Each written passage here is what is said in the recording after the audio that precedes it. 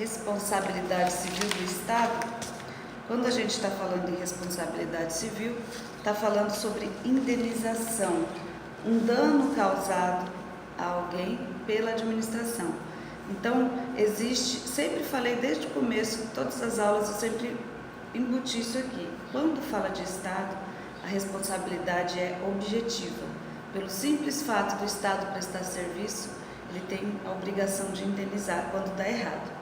E quando é funcionário, é responsabilidade subjetiva, porque tem que apurar dolo ou culpa.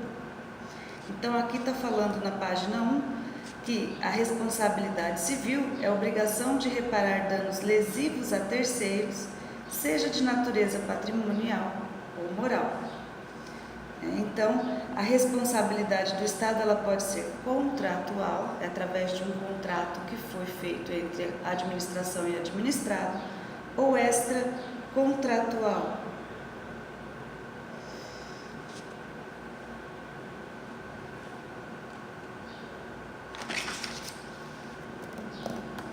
Aí vem da evolução histórica, teve uma época que falou que o Estado não era responsável, depois veio a teoria civilista, falando que a administração tinha que indenizar sim.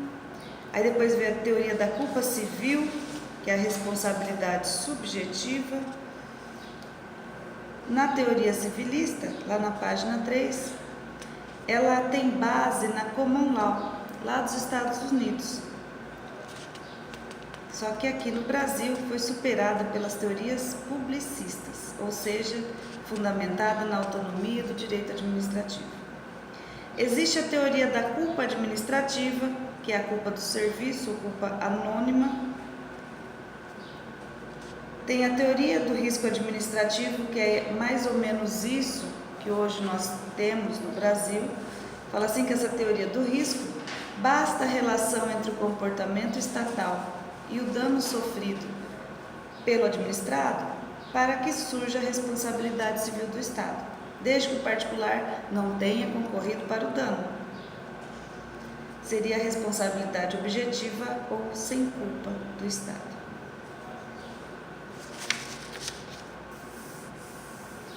E tem que provar o nexo causal, né? Na página 4 tem lá a teoria do risco integral. Diferencia-se do risco administrativo pelo fato de não admitir causa excludente da responsabilidade civil da administração. Então, assim, é uma coisa até meio estranha, falar assim, a administração não foi ela culpada, foi o administrado que causou. A administração vai ter que indenizar uma pessoa?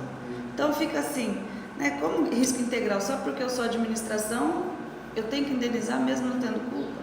Então, não dá, né? Aí ficou meio estranho. Aqui, no último parágrafo que tem da segunda coluna da página 4, é o que gosta de cair em concurso. Pode até pôr um asterisco aí, porque eles gostam de perguntar qual é o nome da teoria. Fala assim, ó, de qualquer forma, o que podemos concluir é que a teoria do risco integral só é admitida em casos excepcionais. Então, ela existe no Brasil, se adota sim. No contexto constitucional, a única hipótese se refere aos acidentes nucleares. Então, se houver um acidente nuclear, a administração tem que indenizar mesmo. Fala assim que a doutrina menciona também os atos terroristas e atos de guerra ou eventos correlatos contra aeronaves brasileiras. Porque aí seria assim, mas o Brasil não está dando conta do bandidagem, já está tendo até atos de guerra, pessoal. Então, quando perguntar sobre atos de guerra e acidente nuclear, a teoria adotada é a teoria do risco integral. Tá? Então, mesmo que não foi a administração quem deu causa, ela tem que indenizar as pessoas que foram vítimas. Sempre cai, gente. Essa teoria do risco integral aqui é batatinha para cair. E no Brasil, depois de tanta teoria que apareceu e desapareceu, qual é a adotada? Aqui é a responsabilidade, está lá na página 6, responsabilidade objetiva do Estado na modalidade risco administrativo. Aonde está previsto isso? O artigo 37, parágrafo 6º da Constituição Federal. fala assim que as pessoas jurídicas de direito público e as de direito privado, prestadoras de serviço público, responderão pelos danos que seus agentes nessa qualidade causarem a terceiro. E aí vem, assegurado o direito de regresso contra o responsável nos casos de dolo ou culpa.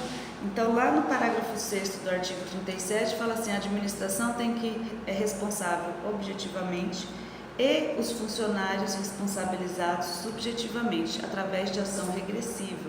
O que é isso? Vamos falar da Sabesp. Eu sempre dou esse exemplo que é fácil de saber, de a gente lembrar. A Sabesp é chamada, a pessoa fala assim, tá com problema, e eles vão lá, faz todo aquele serviço e acaba piorando a situação. A Sabesp tem que indenizar, é obrigatório. Aí a Sabesp indenizou, ele vai olhar e falar assim, quem foi o funcionário que fez isso? Aí ele vai atrás para o funcionário, para ver se foi culpa do funcionário, para o funcionário ressarcir a Sabesp. Se vê que não teve culpa, era porque estava muito estragado mesmo, então o funcionário não vai ser responsabilizado. Mas a culpa, com dolo ou culpa do funcionário, ele vai ter que arcar com as responsabilidades. Então, administração, responsabilidade objetiva, funcionário, responsabilidade subjetiva. Essa qualidade de fazer o ressarcimento não é porque ele é funcionário, é porque ele fez o serviço. Porque pode ser assim, um vizinho do outro, aí o cara fala assim, você conhece, você trabalha lá, você não vai arrumar aqui pra mim? Aí o cara vai lá e estraga tudo. O que a Sabesp tem com isso? Nada. Então sempre tem que ter o nexo da administração com o funcionário e a causa. Senão, está totalmente excluída a parte da administração nisso. Aí tem as questõezinhas sobre esse assunto. Então, isso que eu falei para demonstrar, está na página 8, é os requisitos de demonstração da responsabilidade do Estado. Tem que ter a conduta do agente público, tem que ter um dano e tem que ter um nexo causal, tem que ter a ligação entre uma coisa e outra, senão está descartado.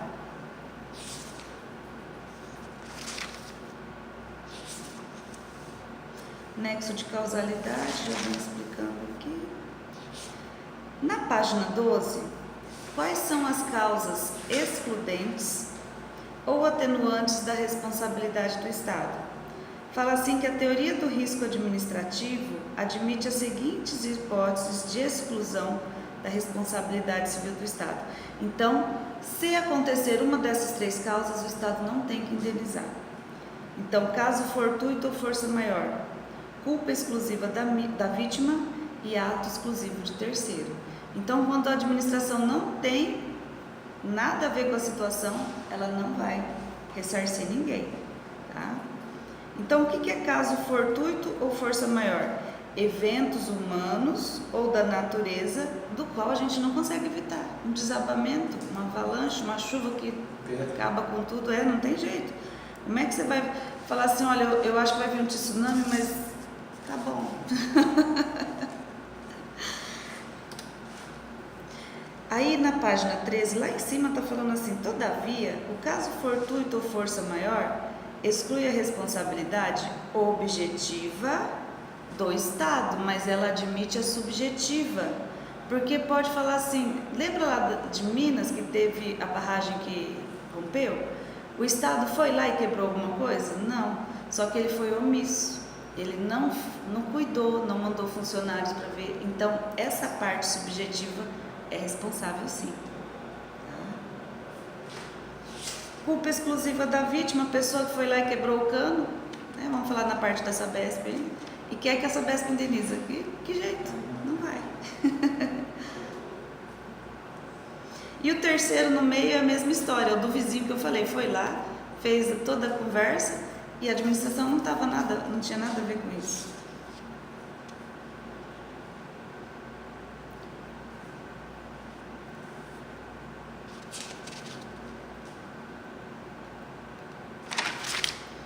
Mais que a gente tem atos de multidão, pessoas que estão, está na página 14, pessoas que vão na rua e acabam depredando, fazendo um monte de coisa. Aqui fala assim, ó, a responsabilidade civil por omissão é objetiva quando a omissão é própria e subjetiva quando a omissão é imprópria, tá?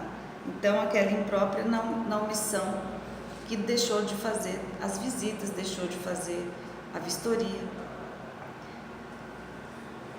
Aí, fala assim, os exemplos mais comuns está no 4º parágrafo. De aplicação de responsabilidade subjetiva ocorrem nos atos de multidões, de terceiros ou decorrentes de fenômenos da natureza, inclusive aqueles classificados como de força maior, porque vai falar assim, ó, tá vendo que é uma ribanceira, tá vendo que se chover vai deslizar e o Estado não fez nada. Então, culpa objetiva tem? Não. Responsabilidade vai ser de que jeito? Vai ser subjetiva porque teve omissão. Então, atos de multidão, sabia que ia ter problema, ia reunir pessoas, não providenciou para ter alguém lá da polícia para impedir, né? Mais ou menos um alvará, pode ser? Não. Lembra da Constituição quando a gente teve aula? Quando o pessoal quer se reunir num lugar público, qual é a condição? Não precisa pedir autorização. Ele tem que fazer uma prévia comunicação para evitar choque com outra reunião. E essa prévia comunicação já serve para falar assim, vai ter uma coisa ali, né? Então a administração tem que tomar todos os cuidados. Teoria do risco administrativo. O que mais? O que é garante? Isso aí é no direito penal que tem a previsão, que fala assim, sabe quando a gente vai passear, que tem a pessoa que cuida da excursão? Aquela pessoa, o nome dela jurídico é garante. Ele é o responsável por tudo que acontece por nós. E fala assim, quando é o Estado que age como garante? Qual é a responsabilidade dele? Aqui na página 16 fala assim que a posição de garante ocorre quando alguém assume o dever de guardar ou proteger alguém. No poder público, aplica-se quando há o dever de zelar pela integridade da pessoa ou coisa sob a sua guarda ou custódia. Nessa linha, nós temos que, exemplo, a guarda de preso, né? O pessoal que está cuidando de preso, ou o dever de cuidado sobre os alunos de uma escola pública. Nessa situação, a responsabilidade é objetiva, a teoria que é adotada é do risco administrativo, mesmo que o dano não decorra de uma atuação de qualquer agente.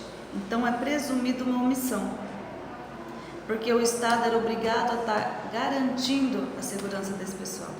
Hoje eu li uma reportagem do menininho autista lá em Tocantins. Ele sofreu bullying na escola, vivia sofrendo bullying, até que agrediram tanto ele que ele teve que fazer uma cirurgia para tirar os testículos, porque estragou. E a escola o Estado foi condenado a indenizar a família a R$52 mil. O dinheiro, falar assim, nossa, mas o dinheiro vai trazer alguma coisa? Não vai, mas a administração tem que pagar. Né? Qual era a obrigação da professora? Porque ele tinha uma professora para ficar com ele o dia inteiro. E mesmo assim agrediram. Então a responsabilidade é de manter a segurança dos presos. Quando o preso morre, o Estado tem que indenizar, porque está sob os cuidados dele. 90 mil, mais ou menos, por preso morto. E o menininho foi só 50. Então a regrinha é, dessa forma, a responsabilidade subjetiva por omissão ocorre como regra, mas admite a forma objetiva no caso em que o Estado atue como garante. Aqui, essa parte fala assim, nossa, é simples falar, é só objetiva e subjetiva? Não. Né? Então a gente tem que lembrar que o normal é responsabilidade do Estado objetiva, se for omissão é subjetiva e se for como garante é objetiva. Do funcionário é que é sempre subjetivo. E a teoria adotada é do risco administrativo.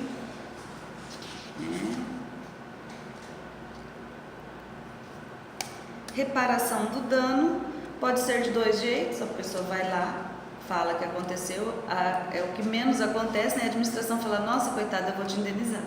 Então, ou então, via judicial, que aí entra com uma ação e o juiz vai julgar se está certo ou errado. E quais são as pessoas que a gente tem que entrar quando vai ter uma ação civil para indenização? A gente tem que ver quem foi que prestou o serviço, porque a administração, naquela última aula que eu dei, que está gravadinha aí, que eu mandei para vocês, está falando assim, os atos da administração, ele pode ser feito por ela ou ele pode delegar para terceiro. Então, quando é a própria administração quem faz, a gente entra contra a administração.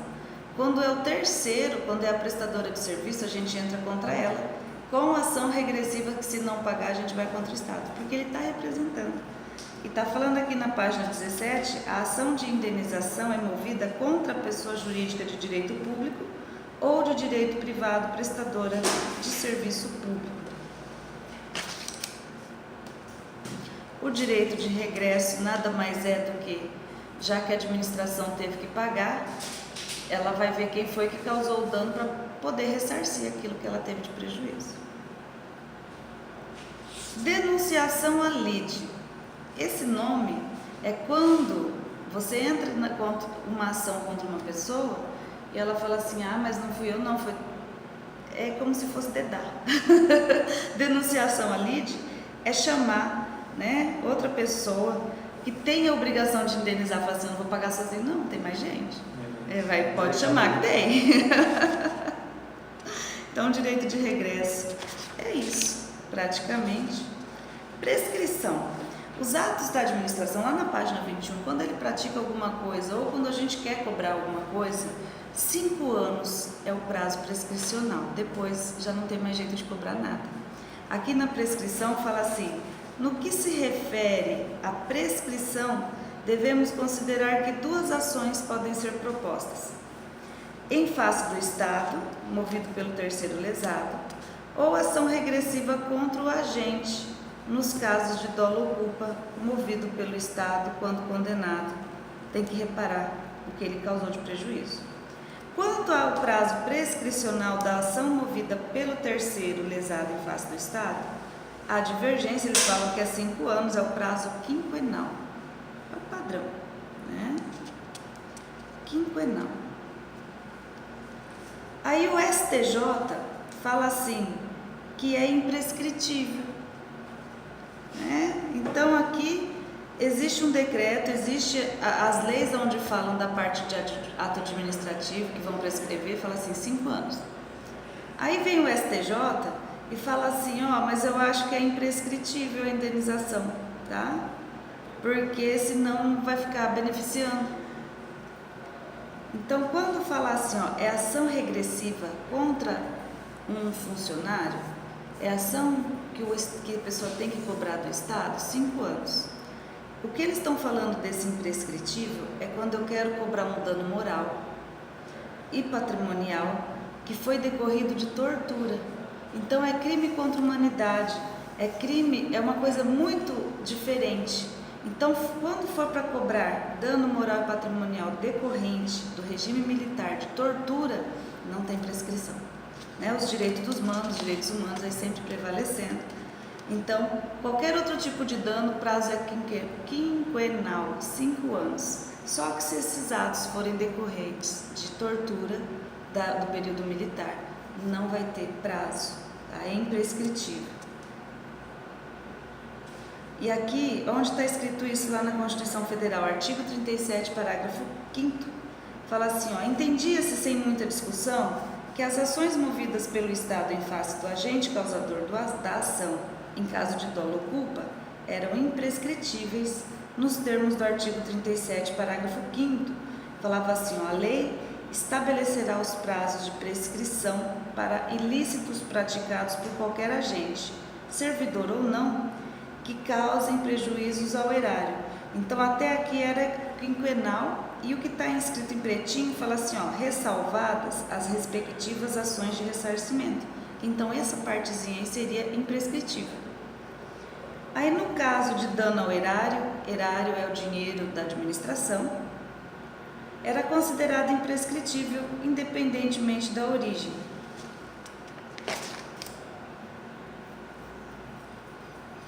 E hoje o que está vigorando tem a tabelinha aí, Terceiro lesado em face do Estado, 5 anos para poder fazer ressarcimento. Ação, Estado em face do agente público causador do dano. Então aqui a ação regressiva. Se for ilícito civil, 5 anos. Se for ilícito penal da parte de direitos humanos, imprescritível, né? Ilícitos de improbidade e penais, imprescritíveis. Atos de improbidade, aquele que nós vimos na Lei 8429, que é enriquecimento ilícito, prejuízo ao erário, a pessoa que não respeita os princípios da administração pública ou então que cobra taxa abaixo do que está previsto em lei. Antes também era quinquenal, saiu agora a resolução, já está pacificado, que é imprescritível, porque senão a pessoa ia lá, acabava com a administração, passava 5 anos, mesmo que se descobrisse, não podia fazer nada. Então agora acabou. Descobriu, vai rodar. O que mais que a gente tem para ver aqui? Aí começa a bateria de questões.